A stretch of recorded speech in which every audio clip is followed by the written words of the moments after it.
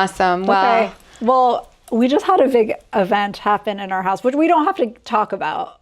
I think it goes back to like... Really? Are we going there? No, we're not going there. But I think it goes back to like, we have had like large family dynamics growing up. Like we've always had like big family around us. We've always had a lot of people in our family. Yeah. I mean, I think growing up, a lot of people, like my friends always said, like, your house is Hotel Hovaizi because the doors are open and people are always coming and staying, and you're so lucky because your house is so fun. It was like the best thing. It really was the best thing. I do think it helped us learn to go with the flow. Like I feel like I'm very good at going with the flow. Like, you know, where the boat is taking me, I'm going to go with the waves. But at the same time, I think it has lowered my standard or threshold of like tolerance for other people not going with the flow. Like I feel that sometimes maybe I take for granted that we were exposed to lots of different opinions and personalities and lifestyles at a very young age. And that has been a really big source of growth for me. Just stay looking at me. I am. Yeah. But where did you see me look somewhere else? Yeah. Oh, sorry. No, absolutely. And I think that's actually a really good point that you talk about going with the flow, because that's probably one of the things that has made me be able to start this whole, like, it started with Little Feet Big Journey is probably, and like the way that I raise my kids and like traveling and taking them around and, you know, doing all the things that people look at it and are like, oh, how did you go on a flight like with your child? And I think a lot of that comes from, you know, going with the flow, growing up in the house that we did with having our grandparents, our, you know, our aunt, our cousins, and then always having like mommy and daddy even having just like Friday events, people coming over like and we would be exposed. I like it. If I have to have one party on a Saturday, it's like I have to hire people to like make drinks, make food, clean the house. And I don't know how like mommy would go to work all week, not have a cleaning lady, cook everything. Have daddy tell her when she gets home, oh, by the way, I told like 20 people are coming over tonight. Excuse me, I don't know how she used to do it. Like, she still does it. And she still does it. And then cook for all these people. There was no like catering. Yeah. I mean, I'm sure there was, but it wasn't Persian food. Yeah. And then they would host these events. And a lot of times they would do like those intellectual events, which I think has also really shaped a lot of like kind of where we bring in our ideology in with like these ventures that we're trying to do. Is like we were constantly exposed to like different ways of thinking. Daddy always asking all these I feel deeper questions to like stir the pot. Yeah, I mean, I think Daddy has always had like a larger perspective on things than I gave him credit for growing up. Like I feel like a lot of the ideologies that we have today and the ways that we think all kind of stem from the little conversations like he'd have with us on the car ride to school or like to swim practice. I remember always talking about like deep things like there's no such a thing as perfection. There's always room for improvement, or, you know. Which may have not always been a good thing. No, why did you make me believe that? Yeah. But I do think things like your mind, everything is the power of the mind. And once you learn how to control your mind, you learn how to create your destiny and you create the world that you want to create. And those are really modern thoughts that are trending now, but like that we were taught at a younger age. From the beginning. I think we forgot it along the way, because I think that society tells you like, you know, you have to be a doctor, or even Persian culture tells you like you have to be a doctor, lawyer, engineer. Which our parents never. No, I remember. Never wanted it. Like they never forced that. No. The first time I said I wanted to be a dentist, I was 4 years old. And I remember Daddy being like, oh, like by the time you're a dentist, they're going to have a cure for cavities. And what's the point of that? And you should write books and change people's minds. Do social work. Well, he was like, write books. When you change people's mind, you change the world. And that was like such a profound thought to have. Yeah, no, I think you're right, because what a lot of like the things that Daddy was saying, you're right, we took for granted. And a lot of times I feel like we were embarrassed like at that time. And looking at it now, I'm like, I'm so glad that we were exposed to these ways of thinking. Like, do you remember that one time we were walking in like a parking lot and me, you, and Daddy in I think it was like Alexandria, Virginia. And then Daddy goes, "You guys just scream."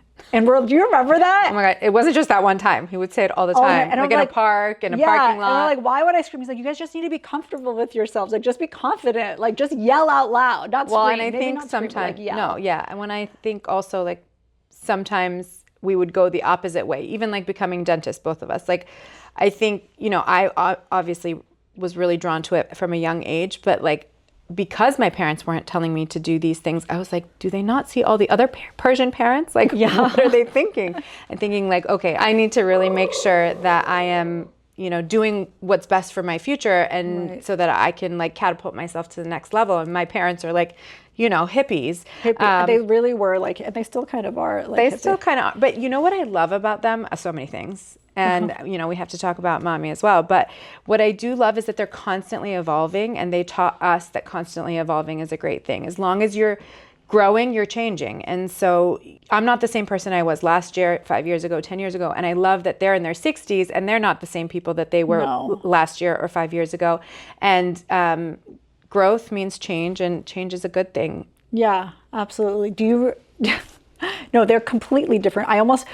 They're different in a lot of the things that they believe in, but they're still the same in the sense that they're very open-minded. I think it's just changed in what they realize, like what they are open-minded to. I mean, my dad wasn't very open-minded about bathing suits when I was a teenager. At that point, like exactly, like they were not open-minded about certain things that they are now, but like they always had this sense of like, we're thinking outside of the box. Yes. One thing that I think has really shaped us, and the reason that we keep doing like passion projects, and like even the way you do dentistry, like we're not so driven by money, which is, maybe that's not a great thing when it comes to business, but I keep thinking like, why is it in us that we're like so not drawn to like, we're almost turned off by the fact of like, I want to do this, like look at my ROI and like my return, like, just how much it needs to be 3x whatever I'm putting in. Like, why are we almost like turned off? And one thing I was thinking is like, our parents from a young age, like remember we would just watch movies and they would be like, oh, like that car was put in there like as an advertisement, or like this, like I feel like we were so skeptical of like advertising almost from the beginning. Like I literally, like before anyone knew what reality TV was, like we were always told like, this is all fake. You realize like every little aspect, or like, oh, they put like this type of race person for this role because they're trying to like play with your mind, And it's like, we were like, well, no, Daddy, like that's just like whatever. Or like, no, Mommy, like, like we didn't get it, but I think it was ingrained in us, and we're almost like, maybe that's one reason why we are trying so hard to stay away from this type of like mind game advertising. Like we want to come across as doing something that we're really passionate about and authentic, which maybe it doesn't always work in our favor. But I was thinking like, why are we so afraid of like thinking almost like the quote unquote like business minded when starting businesses? And I almost wonder if it's like, because now, people that go into advertising, they go into movies like this, they're very aware of like that everything is a subliminal message. But I feel like we were literally raised with this idea of like everything is like shaping your mind. And I don't know if that's like that's one reason why we are so like shy, or not shy away, but like we're so adamant to not do that with people, and we want to have like a very like honest businesses. I mean, I'm not saying other businesses aren't, but I just wonder if that's one reason why it's almost like a weakness. Oh, it's definitely a weakness, but it also could be a strength, because everything has a gift. And I think what we've gotten really good at is understanding that our job is to find the gift, and that we're always being led in the right direction. And one of the big things I think of when you said that was like Disney movies. Like Daddy would always point out the fact that like, oh, you see how they made this bad person have like darker clothing or darker skin, or like even in movies with like Middle Easterners, like he would always qualify things like with terrorists being Middle Eastern. He'd be like, it doesn't mean that all Middle Easterners are terrorists. It just means like, this is the propaganda of this movie.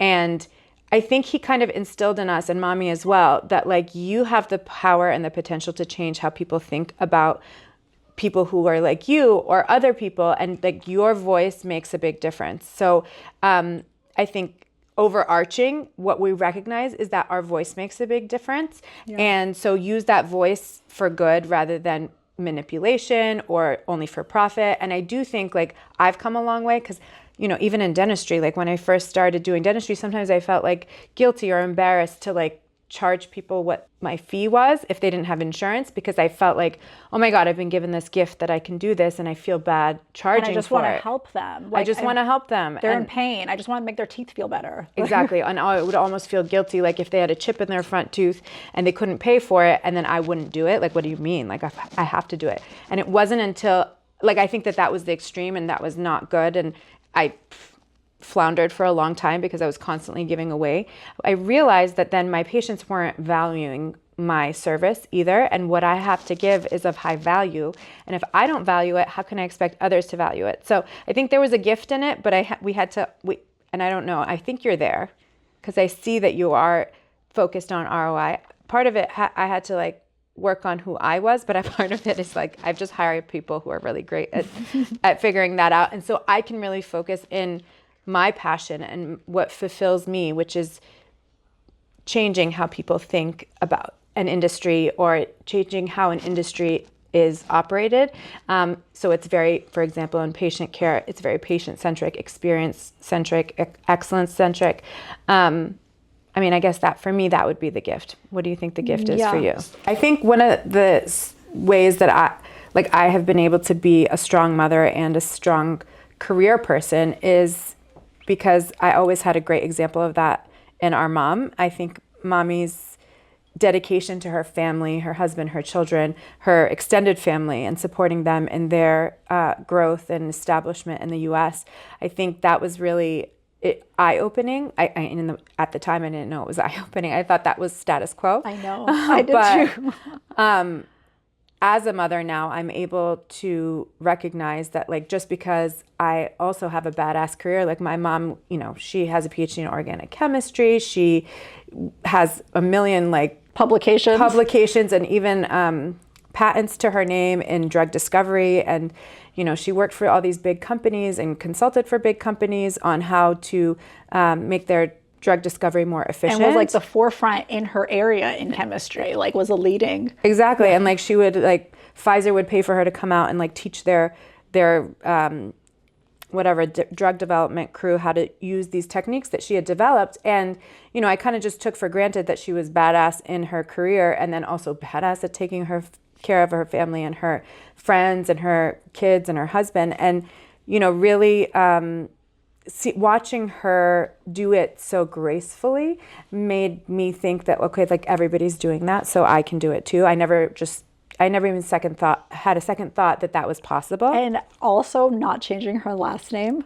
That, I think, again, this goes back to like growing up, some things weren't always like super easy. Like, we didn't always understand the depth of their thoughts, but even like growing up, it was like, oh, so are your parents divorced? It was like common question in school. Like, so are your parents together? And it was like, yeah, they are. But like, be like looking at that now, it's like, she didn't want to change her last name. Like she was like, I'm my own person. And to like always be taught that since we were young, that like, okay, she is an individual. And like both of our parents were very like adamant about like, I didn't want her to change her last name, and she didn't want to change her last name. And then on top of it, like you said, like going to school, doing her PhD and raising kids at the same time. Like literally, I remember her just studying in our living room, but also like cooking at the same time and like taking care of us and like. Well, and also having a husband that really believed in her and believed in the importance of her, if their children, watching her be successful. Because like so many people used to call him Mr. Mom,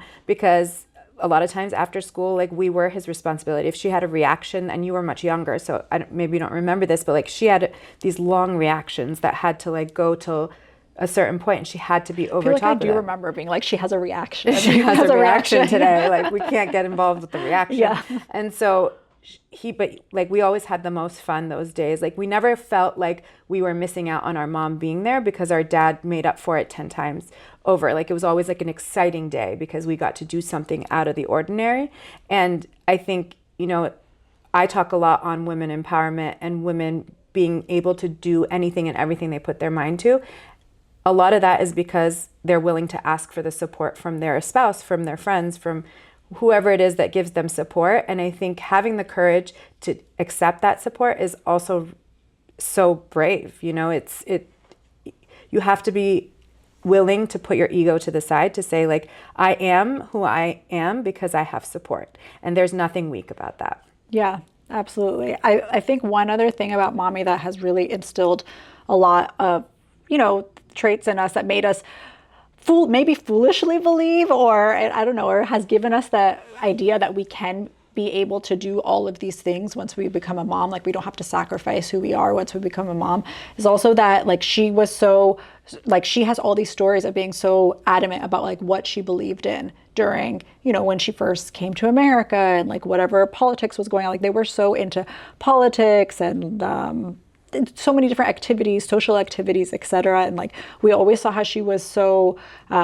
was willing to sacrifice anything, like go out and do protests, risk things that like maybe socially weren't always acceptable, like just to stand up for what she believed in, or like always telling us like when someone says, "What's your nationality?" Oh yeah, she always would say human. Human, or right, where are you from? Earth. Yeah, I love that. I literally think we should make a shirt that says that, like nationality, human. Ethnicity. Oh, ethnicity, human.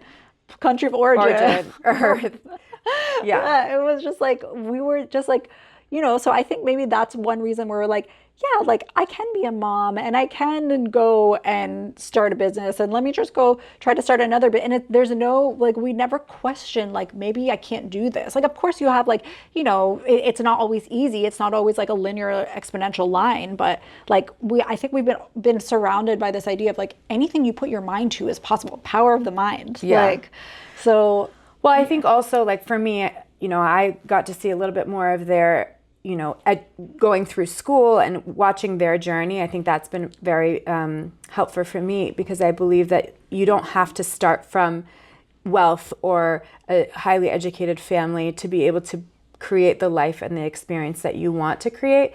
They were both immigrants. They came to the U.S. like for mommy at age 15, for her parents who were business people, not, upper educated people. They were very socially educated, and I'm so impressed by their wherewithal to at that time send their 15-year-old daughter to finish high school in Boston, Massachusetts. Like, yeah, it gives me chills just thinking about like what they would have thought. Like there were no cell phones, there's no FaceTime back then. Like, right. They sent their daughter here and trusted in who she was at 15 years old and her passion. And because of that belief of her parents in her and because of her belief in herself, like she changed the whole trajectory of the legacy of our family. And I feel really and like her family. Yeah. And I think seeing that power and seeing the sacrifice that both of them, even daddy, like, he right out of high school started working so that he could pay his way to come to America, to come study here. And like he had. And being so focused. Yeah. Like so focused. On like, this is exactly what I want and I'm not going to stop until that's what I'm getting. And saying no to everything that wasn't that. Like, yes. I think that I love that he always tells those stories, which, that discipline comes. I used to have a lot more discipline until I had kids. But like, I feel like because I saw those things in them, it made me really feel that I'm so blessed to be in this position. And both you and I were very blessed. We didn't come from a difficult background. We were spoiled, let's say, but we were given an opportunity that we didn't take for granted either. Yes. And we also have always been humble about that, which I love about our family. It's that, no matter what our dreams are and aspirations are, whether or not we get to them or not doesn't make us more valuable or less valuable. Yes. It's how the energy we present to the world and how we leave the people that come into our aura. I was just going to say that, like, and affect our society. There's so much that we have always been told to, like, help refugees, like, help your neighbor. Like, and I think that goes along with a lot of what we want to do too, or at least especially with like me now trying to create Go and trying to travel and all this stuff. It's like, I've always seen the world as like, we are all the humanity, like we're all part of the same essence. And like, how do we leave this world a little bit of a better place? How do I teach my kids that like, hey, like just because I was born here or your grandparents are from this country, like you're not any different than somebody who was born in a completely different country. Like we all have as dentists like to say, we all smile in the same language. Yes. But like, I think that's something that's been ingrained in us. And I think it's so important that I'm trying to share that with my kids. And I think something that seems so obvious to us, because it's like we've been taught this through in and out, like through all of the actions in our parents' lives growing up. But it's like you grow up and you're like, oh, everybody doesn't think like this. Or like me moving to the Midwest in the middle of nowhere. And I'm like, not necessarily that there's hate, but there's a lot of people have a lot of unknowns, and people are uncomfortable when things are unknown. So I think that's a lot of why I feel so passionate about starting something like Go, is because not only I'm like, trying to talk to moms and reaching kids, but also there's this idea of like, we're all human, and like we all want, what do we want? Like happiness, health. We want to love our kids. We want to raise good people. Like nobody wants famine or war or to like hate other people. So it's like, this is something that I just feel so passionate about in me. And I think that's why it was so easy to say like, yes, I'm a dentist, but like, I want to do something that I feel like should be available to everybody, or like I don't want to say the word like spread this message. That sounds so like, but I don't know. Share what you've learned in your own experience. Share what I learned from my own experience, and say it, and this is something you've told me, like say it in a way to meet people there. Because sometimes when I want to say it in my words, it's like maybe people aren't there yet, and it's going to sound like woo-woo or too not cool or whatever, it's going to sound like, oh, that doesn't relate to me. But like, I think this is the driving force behind Go. And while Go can look like, this is a parents' tips or whatever, there's such like a deeper philosophy to it that it goes beyond like parents' tips. Because what are parents doing? Like they're raising humanity. Like they are raising the next generation. It's the most important job that anyone can do. Like, and I think that unfortunately it gets really lost in the like, make sure your child goes to sleep at like every 2 hours, and like make sure you have all these rigid schedules, and like, oh, make sure you have your play dates with your kids. And I don't know, it gets so lost in all these rules and checklists and guidelines. And it's like, we forget that there is a bigger picture. People weren't always parenting the way that like we are told now, especially in the US, that we need to be parenting. So I think it really goes back to this idea of like humanity and love and respect, which can sound kind of cheesy, but there's a lot. I think when you look at where we started and our background, it kind of makes sense where the whole, like how this whole philosophy has built, and like giving to the less fortunate. It sounds like we're like grasping at things, but it's all part of this bigger picture. And I think the same goes for you with like Fab Fierce Females and creating that, and just the way that you practice dentistry. So much of it comes from our background and our ideology and our philosophy of what has been instilled with us from the beginning. Yeah, absolutely. I had so many things to say, but they all escaped my mind. I think one of the things that you said was about like, we get really lost in these checklists of what time should we go to sleep and how many hours should we sleep, and this like to-do list for parents. I think it makes, nowadays we see that a lot. Like, here are the 3 things you have to do to raise like a emotionally sound child. And I do think a lot of times those give parents a framework to go with, and it's wonderful to have a framework. But sometimes I think what you were saying too is like you get lost in that, and you almost like detach from trusting yourself or really tapping into your intuition and realizing that you can trust what you feel in that moment. And I think in the past, before there was internet and books about parenting and, YouTube and all this stuff, we were, not forced, but like all we had was our own intuition and like, community, maybe. And our community, like what we saw our moms doing, and then what we did and adapting, and then our children the same way. I think really connecting with who you are and becoming in touch with your intuition so that you can trust yourself is a very feminine thing. And I think that's a strength that both of us have in business as well as in our family lives, because what I believe, especially with like Fab Fierce Females and what brought that all into play, was I recognized that when I was being a businesswoman, people expected me, or to take me more seriously, they wanted me to speak in a deeper tone. They wanted me to be more direct and aggressive. And I was always kind of, especially when I was younger, because I started my dental practice at 27. And to own a dental practice at 27, have to make these big decisions on like spending all this money, on growing it, on equipment and all of that, advertising. It's huge decisions to be making. And these, sharks of companies, they think they can take advantage of you when you talk like cutesy and feminine. And then they don't realize like my softness is not my weakness. It's my power. My softness is my power. And I think what I recognize is we're not talking about that enough, about how really owning who I am as this woman who loves to do my makeup, loves to talk the voice that comes out of my mouth, and not have to change who I am to be taken more seriously. I recognize that like, okay, women have this incredible ability to connect with each other. And sometimes that's lost in traditional business growth. And I hadn't identified that was actually my source of great success, is that I was able to connect with my patients. I was able to connect with my sales reps. I was able to connect with, other dentists in my area, so that we were, referring to each other.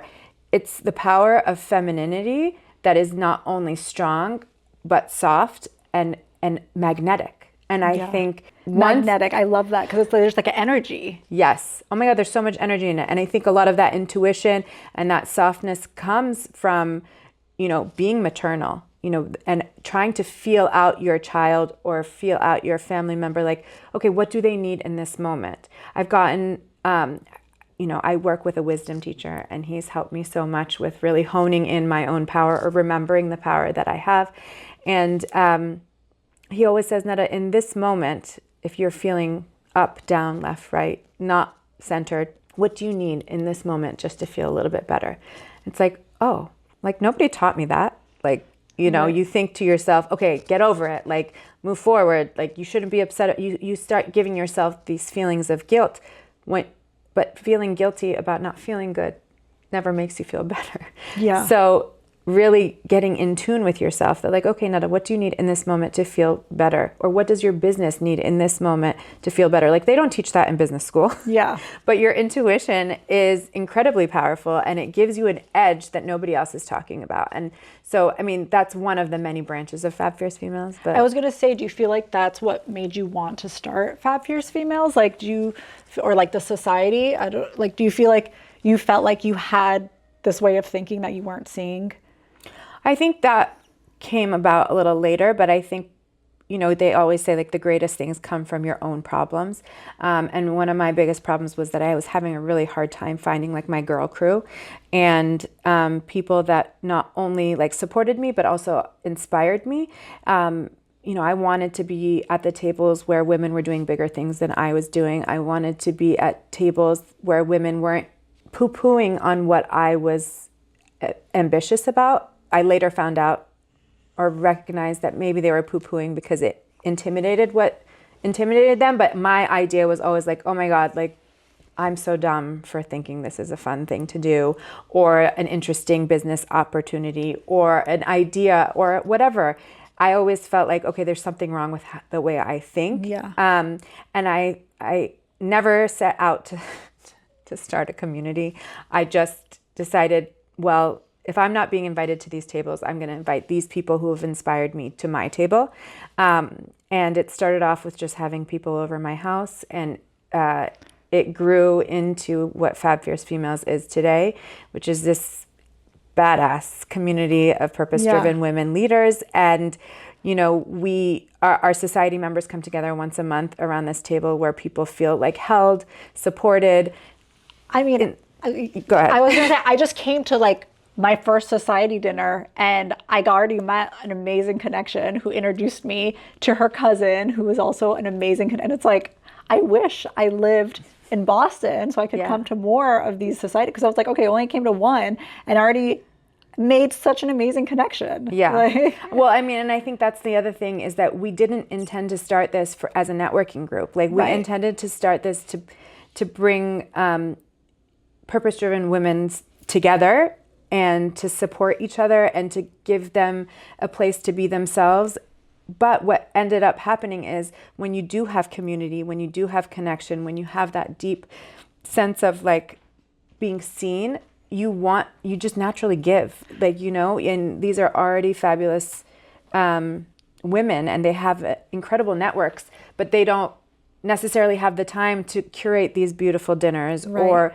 curate the people at the table. So I feel incredible honor to be able to do that. I think a lot of, you know, what you're doing with the society and Fat Fierce Females, it kind of goes back to like what we were talking about earlier about, you know, creating these, like we always saw growing up, like communities being brought together and trying to push, you know, the powers. I know it sounds like woo to say like the powers of our mind, but like this is really common now for people to say like, you know, like have the 4 people that you hang out with be really successful because that's going to like push what you're going to become. So I think like right now what's really common is you hear a lot of like, you see it on Instagram and stuff like that. And it's like, have the 4 people that you hang out with most like be who you want to be, because that's going to influence what you're going to become. And I think it's like, that's also something that I feel like we were told going back to like our upbringing. Like, I feel like we were told that so many times. Oh my God. I remember Dai Ismail. He'd always be like, don't have bad friends. Don't have bad friends. You always, your friends are going to be the ones who make you or break you, which I think that gives a lot of power to the friends. But I think what it comes down to is like, who do you decide you're worthy of sitting at the table with? And I've heard so many people who come to the society be like, you know, this was a big decision for me to invest in myself because I deserve to be sitting at these tables. And I'm so busy working on my business, my career. I don't have the time to work on my social life. And I don't mind paying somebody to put me at the right tables so that I can genuinely connect with people on a deeper level. Right. Not so much so that I can like do business with them. Right. But that part comes naturally when it's authentic and when it's, you know, you have authentic purpose-driven people who are sitting at the table next to each other. And that's the thing, like you do learn from the people around you. And it's like, maybe, you know, there is no one room or one table you can go at and just have all those amazing people around you and you can learn from each other. You're not out there necessarily like, oh, I'm networking or this. It's like, no, I just want to have the 4 people I'm hanging out with be incredible people because that's who I want to be. Yeah. And so I love that you see that, because I know as the founder, like I certainly see it, I live it, I breathe it, but I love that we have FFFcon, which is like our yearly kind of gathering, everybody comes to Boston and celebrates, you know, I've never been to a conference or a convention where we are celebrating all parts of being a woman and being like at the forefront of whatever industry you're in, and being a leader doesn't mean like just because you're a woman that you have to take a backseat to that. And you know, what does it mean to be a woman? It means to be strong. It means to be resilient. It means to be somebody who is able to approach a problem with softness and kindness and really use their inner powers to bring love to the situation. And I think that's exactly what the world needs more of right now. And one thing I want to add, which I don't know if you're going to agree with me on this, but one thing that I feel like also comes from this, and I've been thinking a lot about this recently. It goes back to like, you know, you will be the people you hang out with and you surround yourself with. But there's also like women, it's almost like it's considered like not appropriate to talk about like money or making money or like how much money do you have, how much money do you make. It seemed like very taboo topics, right? But like I keep thinking it's like, why is it taboo? Like if I want to be the people that I hang out around, and if I want to create something successful and a successful business, and let's say my goal is to make a certain goal by the end of the month or by the end of the year, like shouldn't I be openly talking about money and talking about how you made money and what worked for you? So it's like, I feel like we just see so many times, like it's not polite or like it's kind of tacky to talk about money. And well, it's like, you have to be sitting at the right table. You have to be sitting at the right tables. To ask those questions. And especially like, you have to be sitting at the right table. Read the room. Read the room. Like you have to be sitting at the right tables, and that's the thing. And it's like, it's almost like if men in business are going to sit around and talk about, oh, we hit our monthly goal and this, it's like not considered as taboo. It's like, oh yeah, they're businessmen. But like, I just feel like that is something that women are more recently coming into. And it's like, I feel like this is creating an environment too, that it should be okay. Or even talking about like aesthetics or like what you look like, or it's like these things I feel like have always been a little bit taboo, but it's like, we're opening a space where it's like, if this is where people want to grow, like we should be able to openly talk about it. Well, I think one important part for me is, and I know we've touched on it already, is that a lot of times women, when they start talking about how much money they're making or how they're making their money, it starts to become a value issue. And I think that's a big problem, where we think we are more successful once we make more money. Right. No, okay. You are making more money, but your success is not just making money. Your value is not just making more money. I recognize that I'm a dentist and I have an incredible power to do things with my hands. That is a huge value that I have and that I can give the world. Does it make me more valuable than the next person who maybe has a different job title or a different expertise? No. Right. And I think that that's something, especially in the Middle Eastern culture, that is really hard to kind of grasp. I think that's also a mentality that our parents always had, to not be like that. To not be like that. To like the first question you ask somebody is not like, what's your job? I know, Mommy would always say, she'd be like, don't ask somebody, what do you do? Yeah. She would say, someone asked me, they'd mean, hi, what do you do? And it's like, what? Hi. Like I'm a person outside of my career. Right. And I love that. Like you should be building all different parts of yourselves to get to know who you are, because once you get to know who you are, fall in love with who you are, like it's this unlimited fountain of you. And maybe once you get to that, then maybe when someone genuinely understands that, maybe that's when you realize it's okay to talk about these topics that may be taboo. Yeah. Because we realize we're not giving value to that. Well, and it's not even that it has value, but we're not defined by it. Okay, yes. Yeah. So like how much money I make is not defining me as good, bad, left, right, ugly. Right. No, down. I think it becomes taboo because people are assuming we're giving value. We're defining a person based off that. Yeah. Opposed to just like, I want to learn and I want to be like that. That's something that I want. So yeah, I think, in FFFcon and the society and all these, and just meeting people is giving that space as well to just, you get to meet people and grow and into areas that you may see and you're like, oh yeah, this is what I want. Or like one example that we've always heard growing up is like, opportunities are out there in front of you. Like the river is flowing with all these opportunities, okay? And it's passing you by every day. But like you have to know exactly what you want so that you can grab that exact you can opportunity. You can identify that opportunity that you want. Yeah, no, absolutely. And I think, everybody has different gifts that they're given. I know I say this all the time. We're all dealt a different deck of cards when we're born, and learning to play those cards and play them well, you should never feel guilty about that. You should never feel bad about that, because the deck that I have is different than your deck, and I have different opportunities that are a little easier for me to get to than you do, but then you might have some cards that then I don't have. So like learn to play them well and be unapologetic about it. Yeah. I think that that's a big take home for me. Yeah. I think we should talk about like what our top 5 lessons in business or lessons in life. I think number 1, always you have to start with yourself, right? Because this is funny because it takes me back to dentistry. I say this to my patients, like it doesn't matter how, it doesn't matter if we're doing all these fillings and aesthetic work and this and that, if you don't have healthy gums. That's something I say to Or if you're not going to take care of it. If you're not going to take care of it. Like if you don't, exactly. So like if you're not, exactly. Or if you're not going to, but I always have to go back to like, I can sit here and fix all your fillings, but like if you're not going to floss, if you're not going to have the healthy gums, if you don't have a healthy bone, like it does not matter. It's like building a house and not having a solid foundation. It's all going to crumble. Like I don't let my patients spend that money or spend the time when I know that what we're going to build is going to fail. So it's very, I agree. That's a huge thing. It's like make sure your foundation is stable before you start building on it. Right. So I think like what are the 5 things that are the most important thing with business? So 1, yes, yourself. Like you have to have that strong foundation, whether that's like confidence, believing in yourself, not quitting. I mean that encompasses so many things, but having a strong center.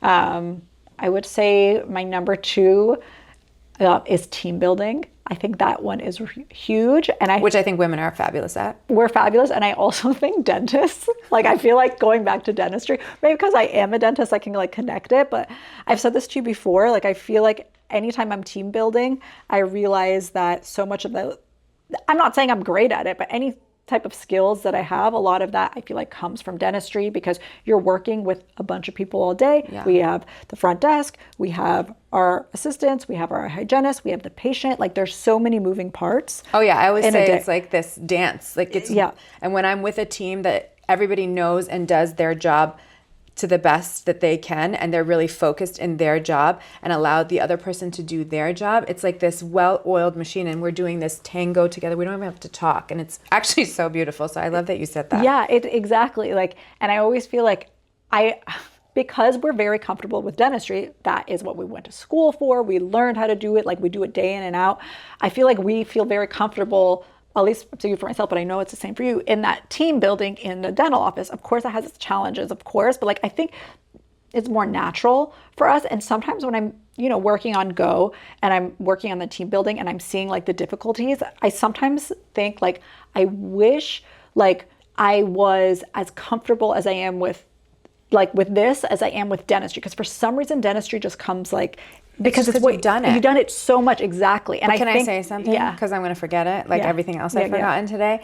It's like you have to grow and to now do something different than because you're not defined by dentistry. Like I'm not defined by being a dentist. It's a great skill that we both have, but we're not defined by it. We are so many layers. Like there's no box to be in. We are multiple layers that build on top of each other that keep us, interesting, dynamic. So you have to be really okay with sucking at something. Yeah. Because to learn something from scratch again, we're so used to being really good at what we're doing, and that has always been my shortcoming. Is like I'm a perfectionist, so I want to be perfect at everything. But like recognizing that it's totally cool to suck at something is such a power move, because if you're cool with being really shitty at something, and that means you can start from zero and create whatever you want. It's when you're afraid to not be good at something that you never start it. And Phoenix. Yeah, the Phoenix. Right. You burn down and then you become Well, you don't even have to burn down. You have to be okay with being burnt. You have to start at nothing. Yes, to create everything. Yeah,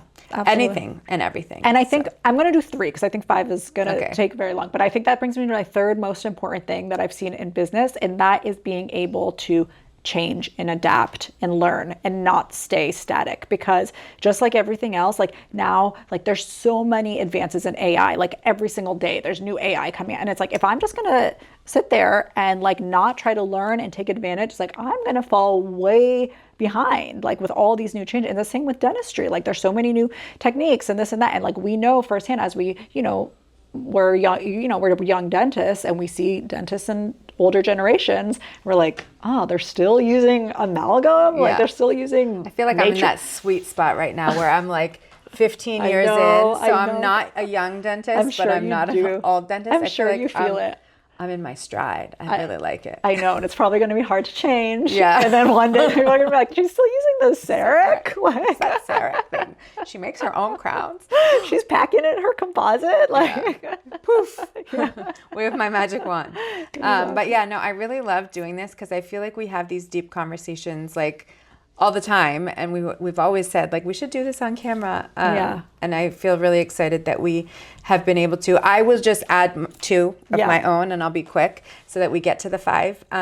But for me, all those things that you said, absolutely. I'll do one deep one and one more like business one. The deep one is finding the gift in everything, because I really believe that every opportunity, every pitfall, every peak, they're all opportunities for growth, and there are gifts in them, and our biggest job is to find those gifts and to really take those gifts and be grateful for those gifts even when they're difficult. I could give a million examples, but I think most recently, like having health scares within our family has brought me to recognize that we've always known this, and saying it is so much different than feeling it, but that our biggest asset is our health. Our biggest asset is our vibrancy, and to really be grateful for the moments that we're feeling our best. But even when we aren't, recognizing that there's room for great gratitude in that as well, and to really focus on those points, because gratitude brings more gratitude and more reasons to be grateful. And I will say my last one, which is hire slow, fire fast, because I can't stand. That's a good one. That's a good one. I can't stand having like toxic people in the working environment, because when your team is meant to bounce back and reflect back and amplify each other's greatness. Having a toxic person in there just crumbles the whole thing. So it's like hire slow, fire fast is one of my favorite. That's a really good one. Yeah. Yeah. I love it. We did it! Yay!